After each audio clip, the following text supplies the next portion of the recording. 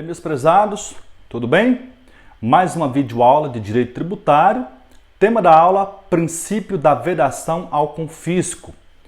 O princípio da vedação ao confisco tem base normativa no artigo 150, inciso 4 da Constituição Federal. Sem prejuízo de outras garantias asseguradas ao contribuinte, é vedado à União, aos Estados, ao Distrito Federal e aos municípios instituir tributo com efeito de confisco. Notem que a vedação constitucional é a de instituir tributo com efeito de confisco. O professor Ricardo Alexandre apresenta uma distinção entre tributo confiscatório e tributo com efeito de confisco. A distinção tem utilidade meramente acadêmica. O tributo confiscatório seria aquele tributo que foi instituído com a finalidade de sancionar, de punir o contribuinte. E o tributo com efeito confiscatório seria aquele tributo que não foi instituído com essa pretensão, qual seja, a de sancionar o contribuinte, mas a carga tributária seria tão elevada que o contribuinte teria uma sensação de verdadeira punição. Veja na tela. Tributo confiscatório é o tributo que tivesse como finalidade punir o contribuinte. Tributo com efeito de confisco é o tributo com incidência exagerada, isto é, absorveria parcela substancial do patrimônio ou renda do contribuinte e gerasse neste e na sociedade em geral uma sensação de verdadeira punição. E notem que as duas situações estão juridicamente proibidas. A primeira, tributo confiscatório, pela definição de tributo, no artigo 3º do CTN. E a segunda, efeito de confisco, pelo artigo 150, inciso 4 da Constituição Federal. A doutrina indica que esse princípio seria mais adequadamente nominado se fosse chamado de princípio da razoabilidade ou proporcionalidade da tributação. Porque é exatamente esse o objetivo do princípio em estudo. A tributação ela tem que ser razoável, ela tem que ser proporcional, no sentido de que essa atividade estatal não inviabilize o exercício de atividades lícitas por parte do contribuinte, não inviabilize também o exercício do direito da propriedade. Na tela, o legislador, no legítimo exercício do poder de tributar, deve ser razoável e moderado. A tributação não pode impedir o exercício de atividades lícitas pelo contribuinte, dificultar o suprimento de suas necessidades vitais básicas ou comprometer seu direito a uma existência digna. Notem que os conceitos de razoabilidade e proporcionalidade são conceitos abertos, fluidos, indeterminados. Na doutrina do direito comparado, particularmente o direito alemão, nós temos a análise do que seja a proporcionalidade. Vocês devem se lembrar, o princípio instrumental da proporcionalidade deve passar por um teste que é feito por 3 questionamentos: adequação, necessidade e proporcionalidade em sentido estrito. Tem origem, conforme já disse, no direito alemão. Já o princípio da razoabilidade está vinculado historicamente ao direito estadunidense. No Brasil, a jurisprudência do Supremo Tribunal Federal trata os dois princípios, razoabilidade e proporcionalidade, como se fossem os mesmos. Na prática, entretanto, proporcionalidade e razoabilidade têm distinção histórica e teleológica. Mas, a rigor, como caracterizar objetivamente a configuração do efeito confiscatório do tributo?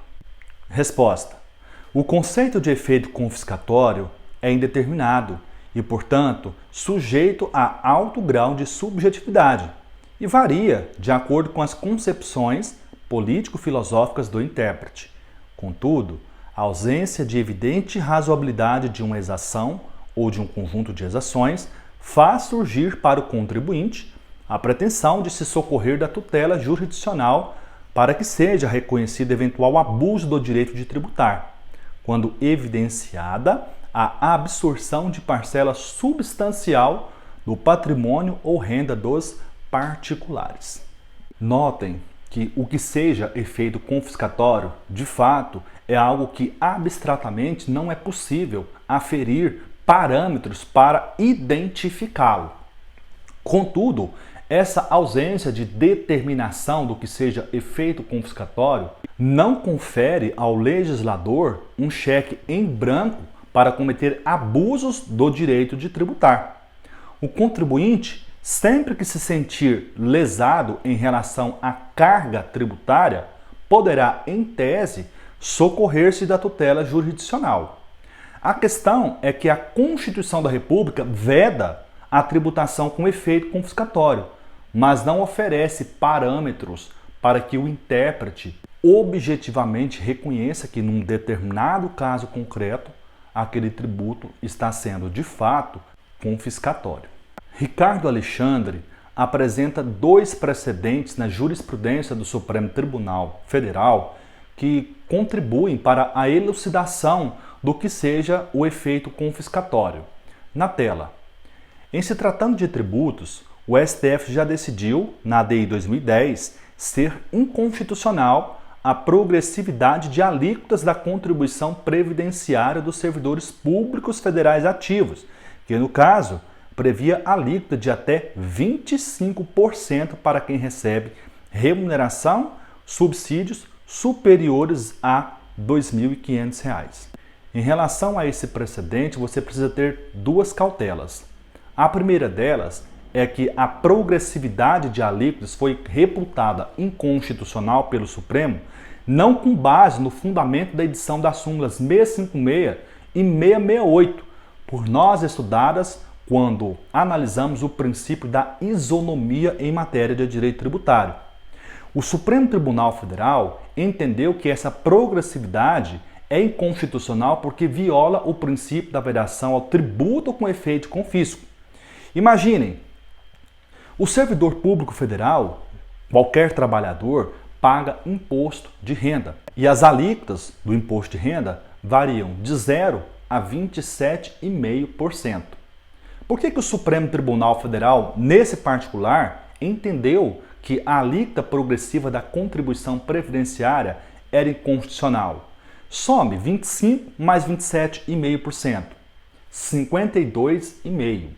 Percebam, a alíquota do IR é progressiva. A alíquota da contribuição previdenciária, nesse particular, era progressiva.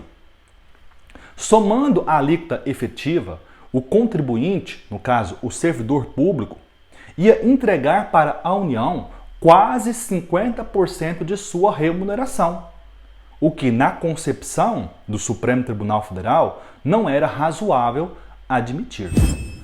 A segunda observação que deve ser feita em relação a esse precedente é que a Emenda Constitucional 103 de 2019, a reforma da Previdência, alterou a redação do parágrafo 1º do artigo 149 para admitir explicitamente a progressividade de alíquotas nas contribuições previdenciárias dos regimes próprios de previdência social. Observe, com a Constituição de 88, na redação original, não havia previsão nem para o regime geral de previdência social, aquele regime gerido pelo INSS e destinado à proteção previdenciária dos trabalhadores da iniciativa privada, e nem progressividade para os regimes próprios de previdência social. A Lei 8.212 de 91, que instituiu o Plano de Custeio da Previdência Social, estabeleceu, no artigo 20, a alíquota progressiva de contribuições previdenciárias no âmbito da iniciativa privada. Esse dispositivo nunca foi considerado inconstitucional pelo Supremo Tribunal Federal. As alíquotas eram variáveis entre 8%, 9% e 11%.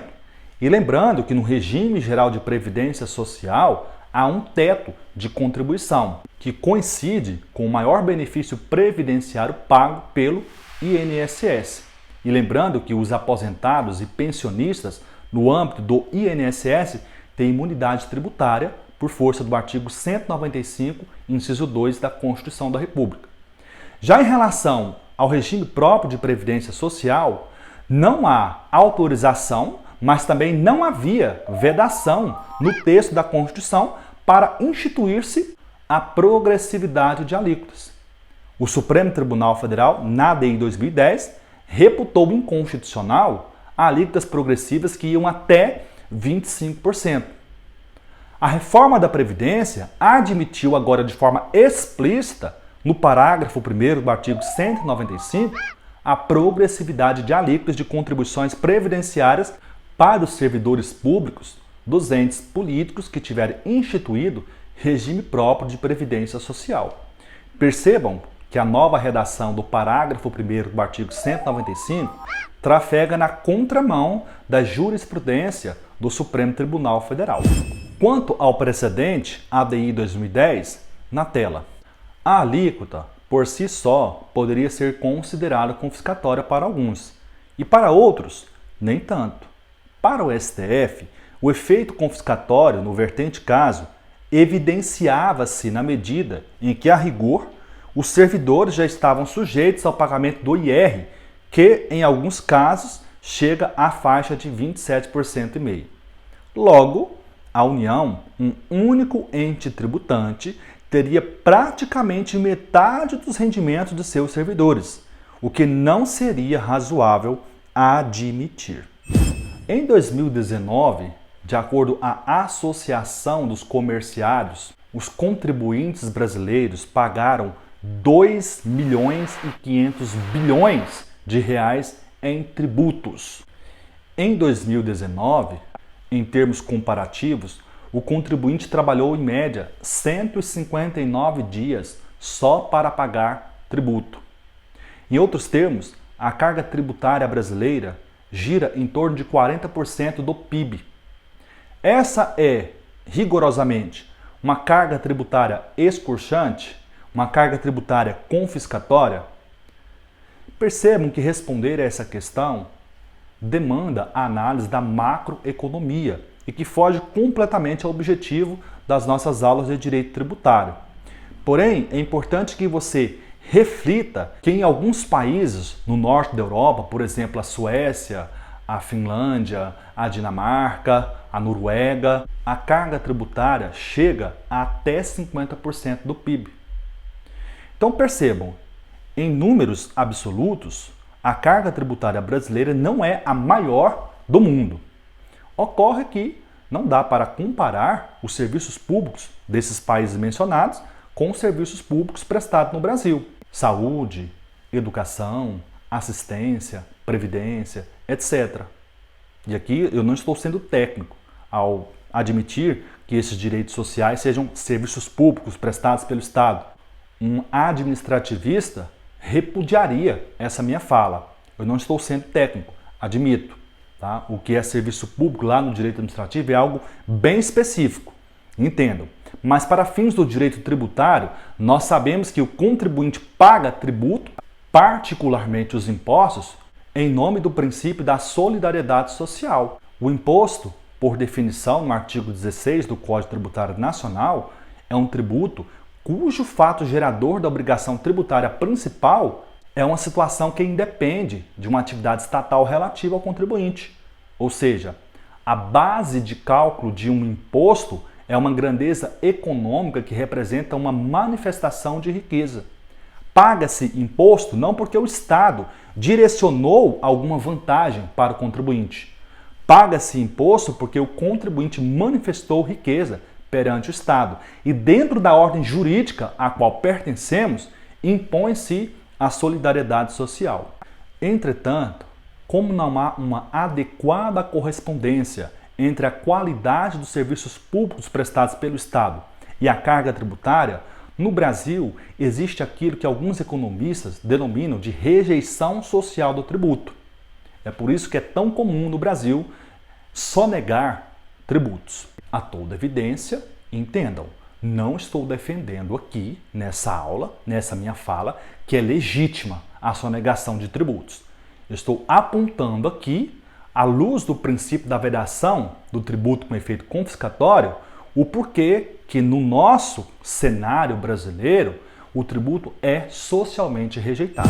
Há um precedente na jurisprudência do Supremo Tribunal Federal, que foi julgado na ADC número 8, que trouxe algumas balizas acerca do princípio da vedação ao tributo com efeito de confisco. Veremos no próximo bloco. Até já!